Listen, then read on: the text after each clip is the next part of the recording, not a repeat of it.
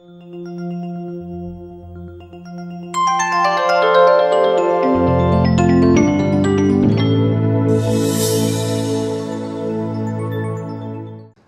ఏలూరులో మంచినీళ్ళ కరువు అండి. ఏలూరు ఇలా ఉంటుందండి. కృష్ణా నీరేమో ఇలాగొస్తుంది, గోదావరి నీరేమో ఇక్కడ దాకా వచ్చి ఆగిపోద్ది, ఏలూరులోకి రాదు. ఈ కృష్ణా నీరు వేసవకాలం రాదు, నీళ్లు లేక ఒక రకంగా డ్రైనేజీ నీరు కొట్టుకుంటా వచ్చింది మేము తాగేవాళ్ళం విజయవాడలో, ఏలూరులో. అంత నీచమైన పరిస్థితి ఉండేది అనమాట.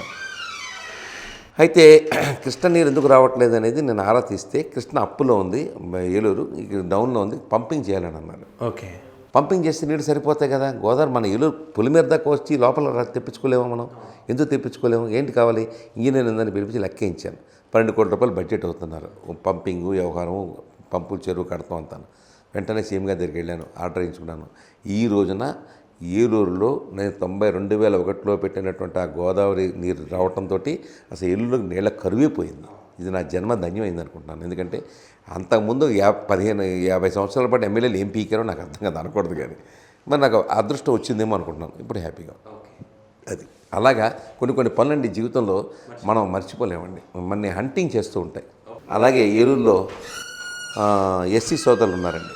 ఎస్సీ సోదరుల ఏరియాలు చాలా ఉన్నాయి, పెద్ద కాలనీస్ ఉన్నాయి. అంటే ఏలూరు మధ్యలో తమ్మిలేరు ఉంటుంది, ఆ పక్కన ఎస్సీల కాలనీ అంతా ఉంటుందండి.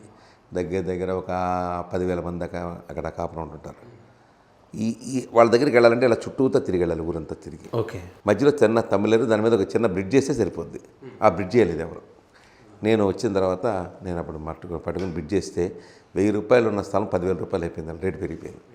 ఎస్సీలందరికీ కూడా పట్టాలు ఇచ్చారండి. సుమారుగా 2,500 మందికి 50 సంవత్సరాలుగా పట్టాలు లేక బాధపడుతున్న వాళ్ళందరికీ పట్టాలు ఇచ్చాను. అది నాకు మంచి పేరు తీసుకొచ్చింది.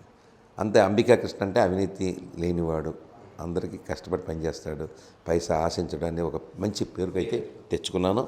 ఆ పేరే ఈరోజు కూడాను నాకు. మీరు చాలా సందర్భాల్లో చెప్పారు సార్, మీ దగ్గర ఒక పొలిటికల్ ఫార్ములా అనేది ఒకటి ఉంది, సో దాన్ని ఫాలో అవుతే రాష్ట్రాలు బాగుపడతాయి అనేటువంటిది చాలా సందర్భంలో చెప్పారు. పొలిటికల్ ఫార్ములా ఒకటి పెట్టుకున్నారు, బీఫామ్ ఇచ్చిన తర్వాత వాళ్ళని చాలా సందర్భాల్లో చెప్పారు మీరు. అది ఎంతవరకు ప్రాక్టికల్గా ఎంతవరకు జరుగుతుందో తెలియదు కానండి సార్. ఇవాళ చెప్తున్నాను సార్, ఎన్నికలు నాశనం అయిపోయినాయి సార్. ఓకే, ఎన్నికల్లో ప్రజలు డబ్బు ఖర్చు పెట్టకపోతే ఎమ్మెల్యేకి పుట్టగతులేని పరిస్థితి అయిపోయింది. ఆ డబ్బు కూడా ఖర్చుకు అంతు లేకుండా పోతూ ఉంది. ఎన్ని రూల్స్ పెట్టినా, ఎన్నికల కమిషన్ ఎన్ని సీజులు చేసినా, ఎంత చేసినా కూడా ఇది బహిరంగ రహస్యం, ఎందుకు గొప్ప రహస్యం కాదు, అందరికీ తెలిసిన కోట్లు ఖర్చు పెడుతున్నారు. కోట్లు ఖర్చు పెట్టి ఆస్తులు అప్పుల పాలైపోతున్నారు. కొన్ని నుంచునులేమో అప్పుల పాలైపోతున్నారు. ఏం జరుగుతుందో తెలియని పరిస్థితి. ఓడినోడు ఓడిపోతున్నాడు, గెలిచినోడు గెలుస్తున్నాడు. ఇది వ్యవస్థ మొత్తం భ్రష్టు పడిపోయింది బాబు. ఎన్నికల్లో అవినీతి అనేది తగ్గకపోతే రాబోయే రోజుల్లో అభ్యర్థి దొరకడం కూడా కష్టమైపోద్ది.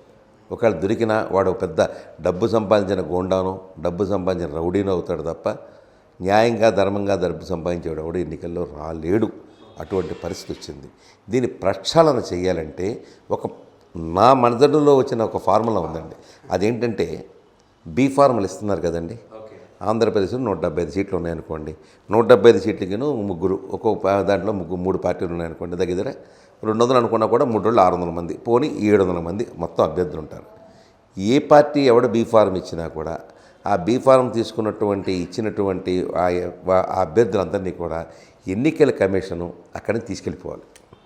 అదే నా అక్కడి నుంచి వాళ్ళని తీసుకెళ్ళిపోవాలి అంతే. బీ ఫారం ఇవ్వడంతో వాళ్ళందరూ కూడా ఎన్నికల కమిషన్ పెట్టిన బస్సుల్లోనూ విమానాల్లోనూ ఎక్కేయాలి. వాళ్ళు ఎక్కడో అమృత్సర్లోనో, చండీగఢ్లోనో, అహ్మదాబాద్లోనో, లక్నోలోనో, పూనాలోనో పెట్టేయాలండి. No communication, no cell phone, no phone ఉండాలి. పంపించేసిన తర్వాత మీ సోషల్ మీడియా టీవీ ఛానల్స్ ఇవాళ చాలా వచ్చేస్తుంది, అలాగే శాటిలైట్ ఛానల్స్ ఉన్నాయి, అందరికీ కూడా స్లాట్స్ ఇచ్చేసేయాలి. ఓకే, ఏలూరుకి ఒక స్లాట్, వీళ్ళు ఇంకో స్లాట్, ఈ స్లాట్ అంతా ఇచ్చేసేసి వీళ్ళందరినీ కూడా అందులోనే మాట్లాడుకోవాలి. అందులోనే ప్రచారం, అందులోనే మాట్లాడుకోవాలి. వాళ్ళు ఏం చెప్పినా వాళ్ళ తలక కష్టం కానీ సుఖం కానీ నా పార్టీ ఇది, నా విధానం ఇది, నేను ఇలా చేయగలుగుతాను, నాకు ఓటేయండి అని చెప్పుకోమనండి. Let him have their own speech.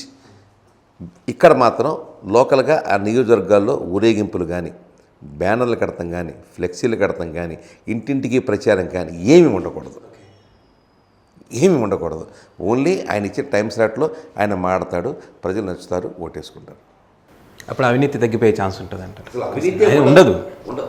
No కార్యకర్త, నో డప్పు, నో గానా భజన, నో తీన్మార్, అంతే హ్యాపీగా జరుగుతుంది. గెలిచినోడు గెలుస్తాడు, ఓడినోడు వాడతాడు. ఎవరికి నష్టం లేదు, కష్టమూ లేదు.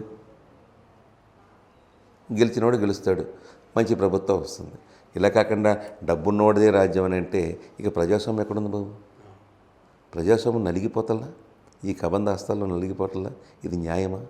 ఇది ధర్మమా? ఈ విధానం మారకపోతే ప్రజాస్వామ్యానికి అర్థం మారిపోయి కొత్త అర్థాలు తీసుకోవాల్సిన పరిస్థితి వస్తుంది. ఇది కరెక్టే కాదు. ఇది ఇది ఈ ఈ నా యొక్క ఈ విధానం చాలా దగ్గర టీవీలో చెప్తున్నాను. ఎన్నికల కమిషన్కి కూడా నేను అవసరమైతే లెటర్ కూడా రాద్దాం అనుకుంటున్నాను. ఇది ఇవాళ కాకపోతే రేపైనా, రేపు కాకపోతే ఎల్లుండైనా ఈ విధానం రాకపోతే మాత్రం దీనికి మోక్షం లేదు, రాదు.